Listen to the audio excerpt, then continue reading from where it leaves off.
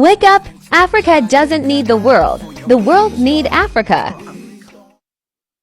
Where we grow the food that we eat.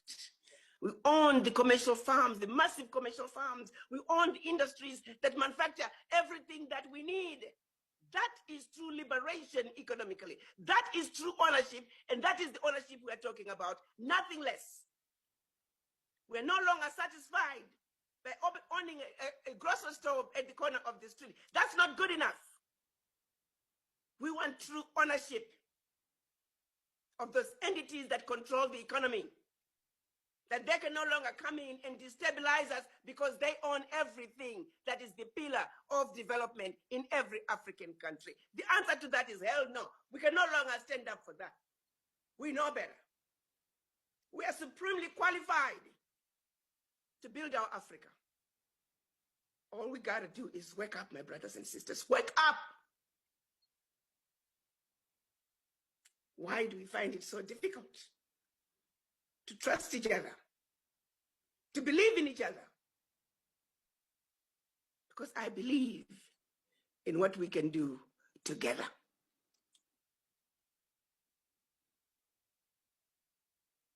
This is where we are today. We are here today to talk about way forward. To have you ask that question, what Africa are you going to leave behind for your children, grandchildren, and generations to come? Are you satisfied with your children living the life that you have lived? I know how we live in this diaspora. Some of us work 2-3 jobs to make ends meet, and we work till we die. Our children are going to do the same thing. Work 2-3 jobs till they die. To what end, my brothers and sisters? To what end? The inheritors of such an amazing continent. All we got to do is get up, unite, and take care of it. Take care of it. Let's get involved in mining. Let's mine our gold. Let's mine our own minerals. And because we will be united, we can dictate how much we want to sell our minerals for, not for the buyer to say, I'll pay you so much. And we say, okay. That time is over. That time is over.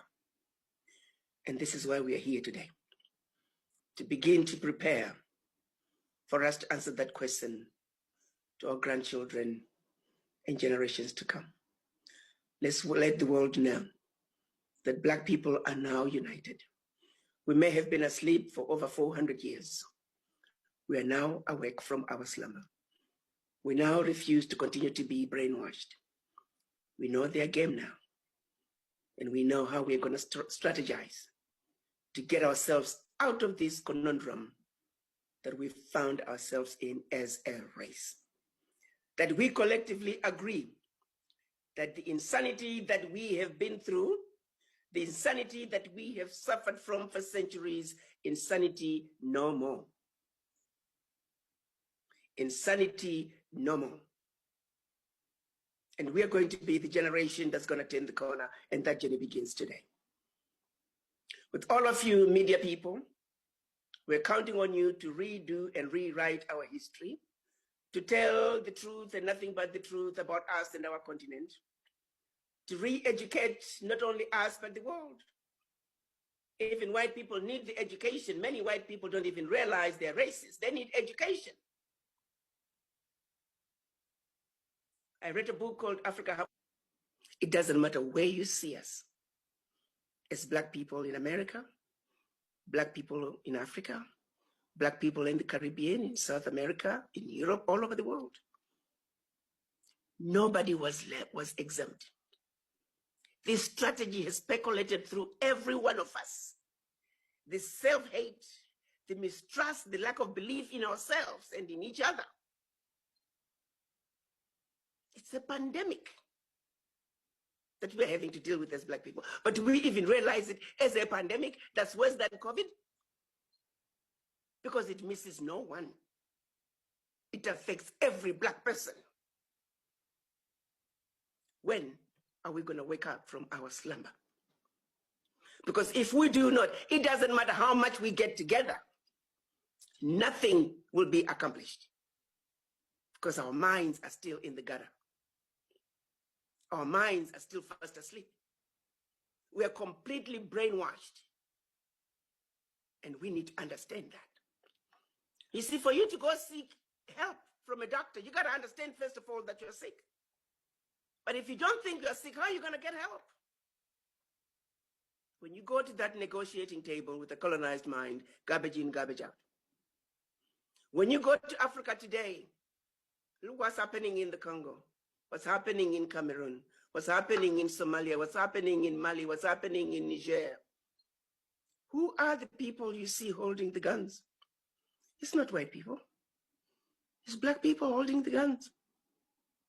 It's us killing each other. We're being given peanuts to kill each other. Have you ever wondered? A continent that doesn't have a single gun manufacturing plant. We have endless supply of guns. If you want to know what is going on in our Africa, I often say, when you hear something happen in Africa, look for the story behind the story. You want to know what's going on in our Africa, follow the guns. The conversation we are embarking on today is to see where we can say, how do we come together as children of one mother Africa? Can we please be the generation that's going to put an end to this carnage? Can we please be the generation that's going to turn the corner and begin to tell our children the truth and nothing but the truth? Imagine 20 years from now. You have your granddaughter, you have your grandson, and they're going to ask you, grandpa, grandmother, there were problems with our Africa. There were problems with our black race. What did you do? What did you do, grandma? What did you do, grandpa? Why must I live in a world that I'm going to be hated simply because of the color of my skin? Why must I live in a world afraid to be the next George Floyd? What is your answer going to be, my brothers and sisters? That we did nothing. Just like our parents and grandparents, we did nothing. And now we're just going to continue to be the underdogs, the mothers and fathers of humanity. We're going to continue to be treated as the scum of the earth. I would hope your answer to your grandchildren is that my granddaughter, my grandson, together with my brothers and sisters, we got together. We understand that what was taken away from us pivotally is denial of economic liberation. Economic liberation was denied to Black people across the globe. Even in this beautiful United States, had the Black people been given the promised 40 acres and a mule, their conditions, their economic situation will be very different. As African countries were quote unquote getting their liberation from the colonizers, we were given limited political liberation to this day, but economic liberation was never given to us. The multinational companies that ran and operated in those countries that the colonies held, they remain in those countries to this day. They are the major employers in every African country. If you were a British colony, the majority of the multinationals in your country are British companies. If you were a French colony, the majority of the multinational companies in your country are French companies. They are the major employers and employing thousands of people. And if the heads of states try to force them to pay taxes, and by the way, most of them don't pay taxes. They have safe havens where they keep their money. They underreport what they mine. They underreport what they're selling, what they mine for. The end result is they don't pay taxes. They hide their money, safe havens. They're involved in illegal trade, illegal mining, illegal fishing, in anything you can think of that they could steal out of Africa, they're involved in.